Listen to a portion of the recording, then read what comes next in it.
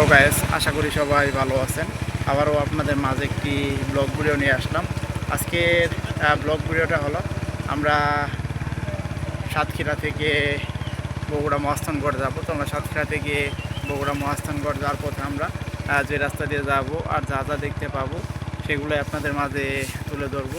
তো আমরা যাওয়ার পথে দেখতে পারতেছি এপাশে কত সুন্দর করে একটি ব্যানারে দিয়ে রেখেছে, ডান দিকে মোড়। তো এই পাশটা যদি একটু দেখাই, তো এই পাশে আপনারা দেখতে পারতেছেন কারেন্টের পিলারের সাথে কত সুন্দর করে একটি প্লাস্টিক বেঁধে অন্য একটি গাছ টানা দিয়ে রেখে দিয়েছে।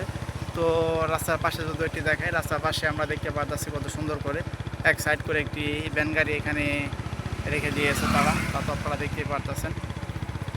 তো আমি যদি একটু সামনের দিকে দেখাই, সামনের দিকে কিন্তু এগুলো বলতে বলতে আমরা ঘুরের এখানে এসে পড়েছি।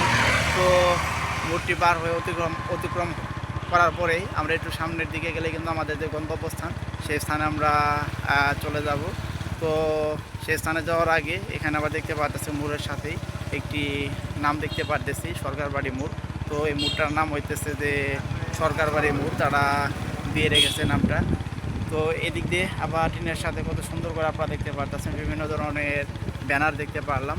তো সামনের দিকটা যদি একটু দেখাই, সামনের দিকে আবার আমরা দেখতে পারতেছি সারিবদ্ধভাবে অনেকগুলা গাড়ি একসাথে কত সুন্দর করে আপনারা দেখতে পারতেছেন সামনের দিকে যাইতেছে। তো এদিক দিয়ে আবার দেখতে পারলাম একটি ভ্যান গাড়িতে করে কিন্তু দুইজন লোক কত সুন্দর করে তাদের যে গন্তব্যস্থান সেই গন্তব্যস্থানে কিন্তু যাইতেছে। তো বিশেষ করে যদি রাস্তার এই পাশটা দেখাই, তো এই পাশটা আমরা আরও দেখতে পারতেছি অনেক সুন্দর আরও একটি ফলের গাছ আমরা দেখতে পারলাম। আর বাগানের ভিতরে অনেকগুলো ছোটো ছোটো বাচ্চা দেখতে পারতেছি কত সুন্দর করে বসে আছে গাছের নিচে।